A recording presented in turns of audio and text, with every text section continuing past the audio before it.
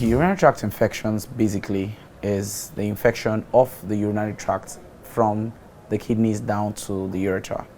Okay, so the urinary tract have 2 to 3 major components: the kidney, the urethra, the bladder, and of course the urethra. Infections at any of this level brings about a urinary tract infection. The most common organism we have in this part of the world is Staphylococcus aureus. Not to say that it is the only implicated organism, it's just because it is common. It is on virtually every surface. It's common there, and it's common in our environment. And because of poor hygiene and poor immunity, they have a surpassing wave of causing an infection. Ideally, they are not infection. They're not supposed to cause an infection in the urinary tract. Yeah. When we look at the implicating way, we see that in Africa, women are more prone, of course, to urinary tract infection compared to men, basically because of the anatomy, okay, the way the woman is designed by God, number one. But then, more importantly, like I said, is hygiene. There's a very, very poor level of hygiene within our environment that makes it easy for infections to thrive. Third major component is immunity. You notice that our immunities are very poor, okay, and that because of the kind of food we eat, the quality of lifestyle we live. Generally, a lot of people just play with their health, and so even when they're healthy, they expose themselves to all kinds of things, which includes very, very careless sexual acts, or even careless use of the urinary and restroom. So you see that it's possible to pick up infections at every corner. Hygiene is an implicating factor. Urinary tract infection is infection of the urinary tract. PID, which simply means pelvic inflammatory disease, is a condition where that infection spreads through from the urinary tract to the pelvic area. There are many other tissues around the pelvic area, especially in women, that can be implicated, all right? And of course, sexually transmitted infection is an infection gotten from a sexual act. It's possible that a lady could have an infection within the vulva area, and of course have an intimacy with a man and transmit the same infection, and that becomes a sexually transmitted infection. An example, of course, is syphilis and gonorrhea, vaginosis, and a couple of them. Urinary tract infections basically affect the urinary tract, and from the ureter all the way upwards to the kidneys. So it's also called an ascending infection, and so that's why a poorly treated urinary tract infection that is still within the urethral level, or perhaps the bladder area, can eventually lead to a kidney failure if not properly managed, because it keeps ascending and of course causing more infection. PIDs is the pelvic inflammatory disease, which are complications of the urinary tract infections. So it happens when it's not properly treated, it spreads along the pelvic area and affects a few other tissues within the pelvis.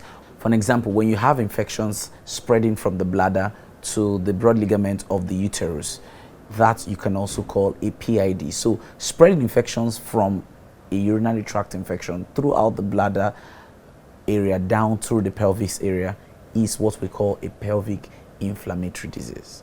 The STI is clearly sexually transmitted, and there are usually two different organisms, two different types of organisms. So an example is gonorrhea, for a sexually transmitted infection, but you don't call it a urinary tract infection. You don't get a gonorrhea from a urinary tract infection. Why is UTI prevalent in our community? Most importantly, ignorance is a key factor. When you do not know about something, even when the symptoms are presenting, you just ignore them and assume that it's part of life. Okay, so you have one of the commonest symptoms of urinary tract infection is frequency, urinating a lot more in the day and in the night, and they just assume that I'm drinking a lot of water or I'm just urinating more, and so it keeps spreading. So it's prevalent because of ignorance, number one. Number two is prevalent because of poverty. When there's poverty, there is poor hygiene. Okay, so for an example, ladies are not able to get more than one, use sanitary pads properly. Hygiene is just poor, environment is poor, and so dirt is higher. Number three, of course, like I said about poverty, you're not able to treat appropriately. Treatments of many urinary tract infection should last for 2 weeks minimum, but you see people get to treat for 2-3 days. And again, of course, it stems back to ignorance. You see, when there's ignorance, you don't know that you're supposed to treat better. You just manage your treatment carelessly at the roadside, and then you don't get better. And eventually it ascends and gets to a debilitating condition. Of course, the female gender is more susceptible to urinary tract infection, and that's partly because of their anatomy. All right, the anatomy says it all, but more importantly is poor hygiene.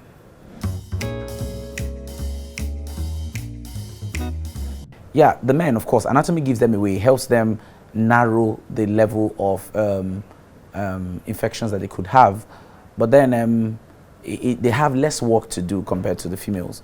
And so when you ratio that, hygiene is not a major factor as it is in men that it is in women.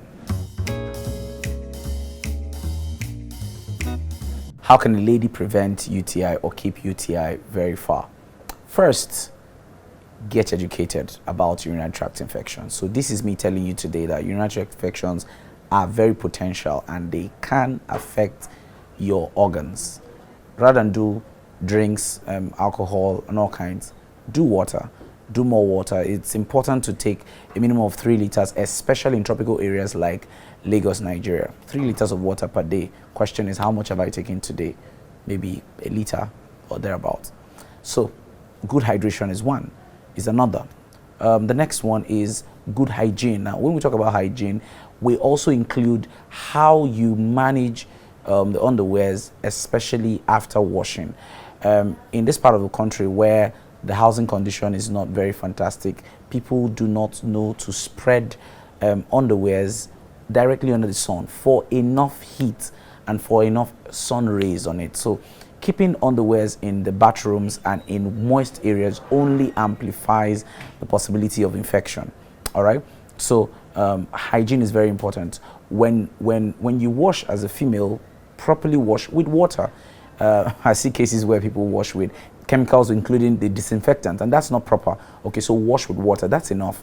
All right, now very importantly again is immunity. How do you boost immunity? Taking proper meals, not high level of proteinous meals, not high level of starchy meals, just a good balanced diet, especially with some kind of fruit meals that contains berry. Berry has been seen to be very, very effective for the urinary tract and keeping it healthy. All right, so yeah, that's one of the ways. And importantly is wash often, wash morning, wash night. So I think these steps could help her get better.